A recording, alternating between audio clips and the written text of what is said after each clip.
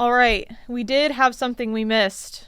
We did. In our thing that we wanted to put a pin in, and that was we started talking about so the I term misspoke. The Church of Jesus Christ of Latter-day Saints Yes. versus the term Mormonism. So I'm going to say, first off, I had a false understanding that internally, LDS, or the Church of Jesus Christ of Latter-day Saints, and Mormonisms, they consider, like, old school people use Mormons, new school people used LDS, or the Church of Jesus Christ of Latter-day Saints. So that's my mea culpa. I mistook that. According to the official Church of Jesus Christ of Latter-day Saints website, they're the same thing. Yeah. So it's more of like colloquial term usage. yes. So Mormon would be nickname. Yeah. Based on the Book of Mormon, which and is the their prophet Moroni. Yeah. Like the angel Moroni the angel to the and prophet Joseph Smith. Yeah. It gets complicated It is. because they don't really just trust the Bible.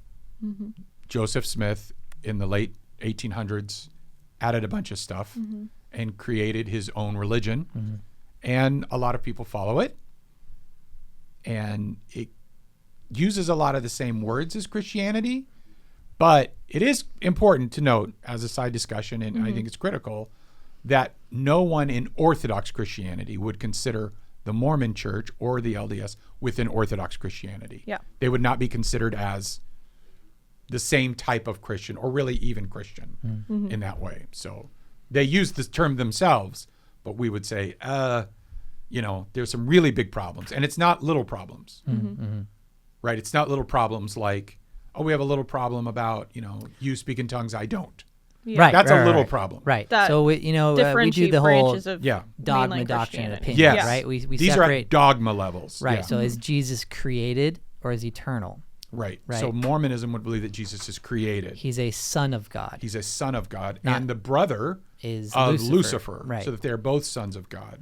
They would also believe, as we were talking through things before we came back into this, that God himself is created. And now we're completely, it's not even adjacent anymore. It's not, we're We're not in the ballpark. we're not even in the ballpark. I don't even think we're playing the same sport Right. at this Yeah. point. I mean, it really is that far off. And you may say, oh, well, my brother's a Mormon and he's really nice and he thinks he's a Christian. I understand that. And I'm sure your brother is very nice. Okay, I'm talking about, and it's just important. I've been encouraged to be reminded and all that kind of stuff. Even when we're trying to be loving and diplomatic, we still have to be clear. Yeah. And honestly, if I ever make a mistake, it tends to be, I'd rather be a little bit more diplomatic than clear. So very clearly, Mormonism, as taught by the Church of Jesus Christ of Latter-day Saints, by their prophets throughout the years, from Salt Lake City, Utah, all that kind of stuff, is nowhere within the boundaries of Orthodox historic Christianity, anywhere. It just uses some same words. That's as close as they would get. And that's very universally agreed upon Within Orthodox Christianity. So you ask a Reformed Baptist person that, you ask a Catholic that, you ask that would be something that we can. One of the things that we can all really agree on. Yeah, this is the one thing. Which kinda Unfortunately, tells this you- is the one thing. This is the one thing. We can all, that shows you how big it is, by Yeah. the way. Right. How critical it is. Yeah. Like, of all the things that Christianity gets divided over, this is one of the ones we're all on the same page with. Yeah, and it's not like we're like, you can't be in our club. Yeah. Like No, there's it's no not. mean spirit. It's just we take what we believe important because what we are instructed to believe and tells us to, as we just went through on this episode. Yeah. Like, and it plays out. yeah. So those core beliefs, and I think even in the side discussion that led into this, what Miles, what you reminded me of as we were getting ready to go into this side of it was those beliefs will impact later on. That's like my whole thing. What you believe matters. So it's not just important enough to say, oh, they have some weird things, but they're really nice people. I remember all those great commercials from the 80s. They were the best. No, there are fundamental things. There are foundational things. I didn't mean to use the word fundamental in that sort of play on words. They're foundational deviances that, when extrapolated out over time, lead to spiritually and sometimes relationally and oppressively very destructive places. And I think, by the way, as we were joking with some of the, the secret wives and Mormon lives, and wait, Secret Lives of Mormon Wives. Yeah. Honestly, probably a problem with Secret Wives of Mormon Lives, but that's okay, maybe leave that one out. Okay, but there's this idea is that there is oftentimes, why are people fascinated with it? Because the stories that come out of it tend to be very oppressive and challenging at a family level. So Yeah.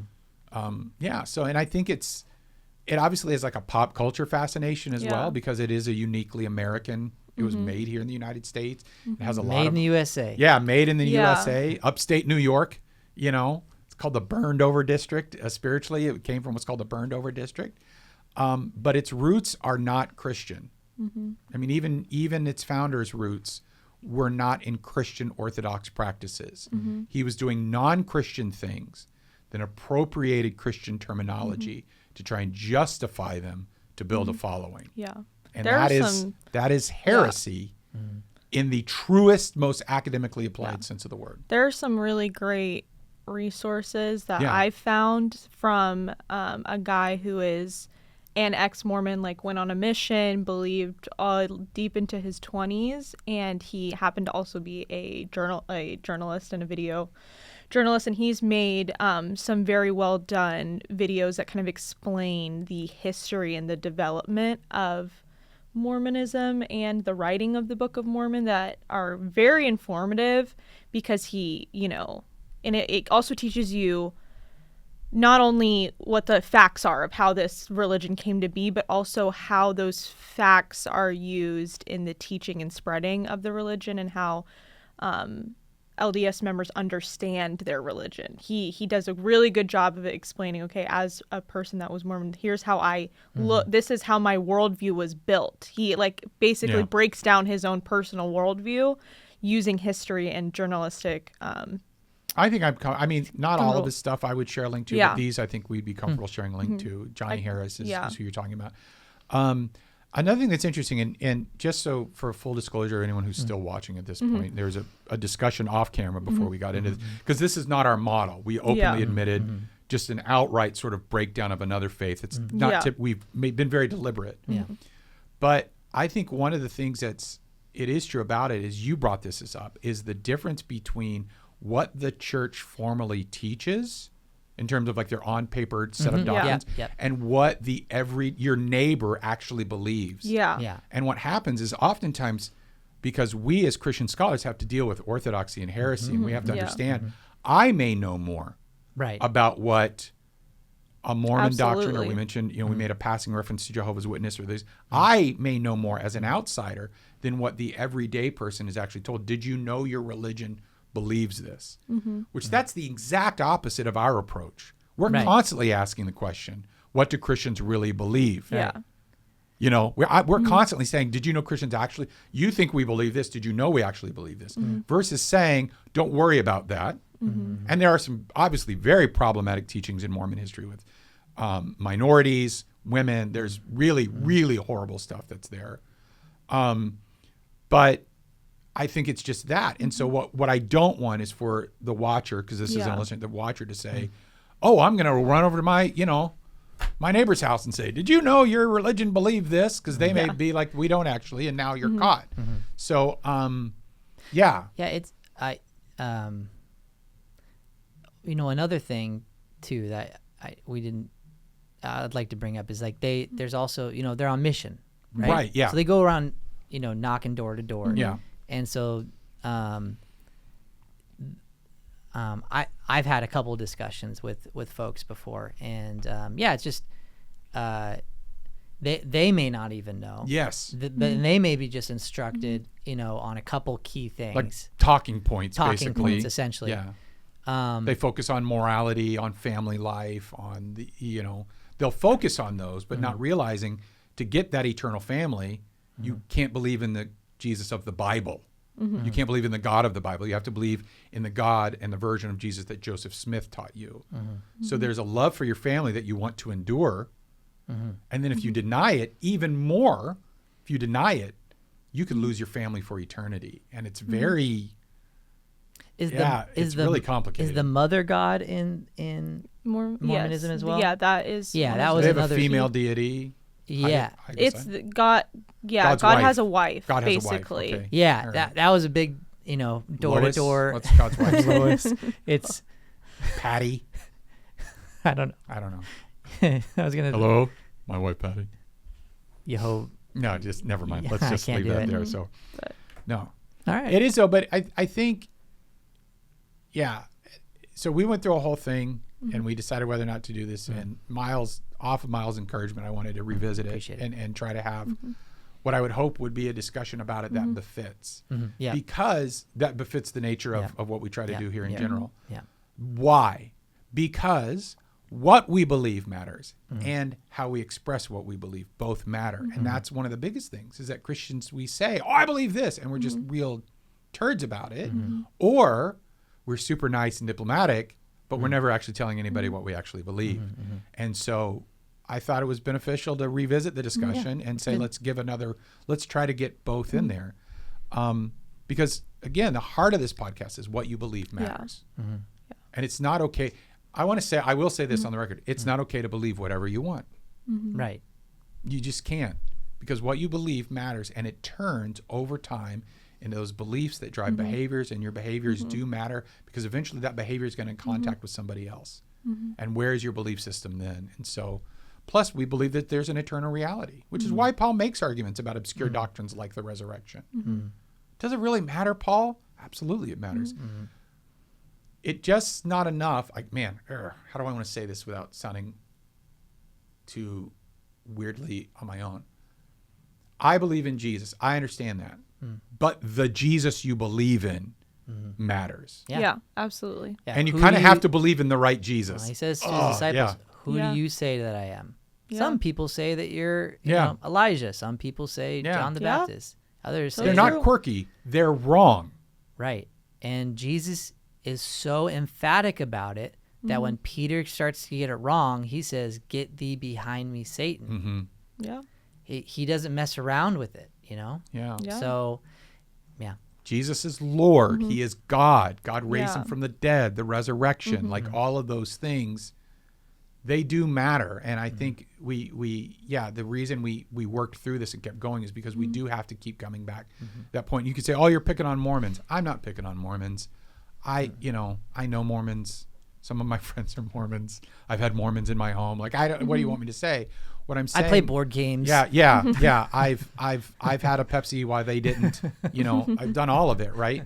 I did actually. We had some Mormon missionaries in our apartment complex. This is so and funny. I was trying to move, and they're doing good works. They're doing good things. And so some of them came up and said, "Hey, do you need help moving?" And then one of them came along and said, "Oh, it's curfew. We can't help you."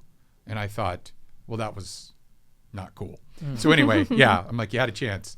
But, and I think that it's very much saying, yes, because it is. Being a good person isn't enough. That goes the same. That goes the same with every other faith, whether they be Mormons, Islam, whether they be like whomever you're in community with, we still show charity with them. Yeah. Right. Do life, and there's going to be times where those things, what we believe versus what others believe don't align, and that's an opportunity to have conversations, opportunity to have dialogue with goodwill towards men, because Christ still died for them. Right. Christ still loves them and cares for them, and so we too ought to have that the posture of our heart, not to win an argument, not to like beat someone over the head with the Bible, but to truly love somebody with the truth. And to offer it to them when they're, maybe to try to test it a little bit, but like when they're relationship, but not out of context. And when they're ready to, to hear it and to receive it. And as an aside, that has not been the history of the experience of the Mormon Church in America. It's the only legally persecuted religion in the United States, with the exception of like Native American ghost dancing and those practices. So people were hunted down. There's already Who was hunted down? The Mormons were hunted down. They were killed. Watch they were the videos I'm gonna send you. Yeah. So they have this embedded even in their own theological and religious narrative as they move to Utah. And so there are some of that in there. And so if we then, we can't take the same approach. We're not on the hunt for anyone. We're fishers of men. As Jesus told Peter. And so we have to maintain, just as we would any other faith, yes, you're a part of my community. You're my neighbor. You helped me move, all that kind of stuff. And let's go back to Paul's definition of discipleship. This is the gospel that I received, and I want to make sure it's being accurately passed on to you. Because as we reminded in Galatians, Paul says, watch out for anybody that brings you a different gospel, let alone a third one. I mean, honestly, it's kind of silly, but it is the end of Revelation. Yeah, don't add anything to these writings. Clear as day. And there's a strong statement at the end of Revelation. Yeah, and so we do have to be, again, as loving and diligent. And I think we don't have to, what I think has been beneficial, hopefully for people who stuck around on this one, we don't buy the false dichotomy. Yeah. Don't think, I can only be one or the other. Yeah. Don't buy into reject the premise of that. Yeah. That's good. Right. Before we go, I just will say some things, because again, this is something that I've had a lot of personal experience with close friends for years of my life. I would say if you have someone in your life that is a practicing Mormon that you really care about and want to maybe get them on a path to faith, I would suggest sending them the first season of this podcast, honestly, because the first season does a really good job of breaking down what Christians really believe, and they can naturally on their own start to see the divergences and have those that inner dialogue. If you have Mormon missionaries come to your door, you can invite them in, let them call home. They don't get to call home often. Give them food. And the biggest thing that I've found with Mormon friends is sharing, just like you would share a complete non-believer, share what Jesus has done in your life, because a lot of the times the experience that we have with Jesus is so radically different that it builds natural curiosity, and just like it does in a regular person or in a non-faith person. So just do the same things. It works really well. You don't have to get in the comments and say you're not a Christian. That doesn't really necessarily work right off the bat. But building relationship. Don't look for anything of worth in the comment section. No one has ever come to Jesus through the comment section. There are people that put things in the comments in there, and they're good, good things. We encourage but at the same time, don't look there yourself. No. Sure. Be wise and innocent. Yeah.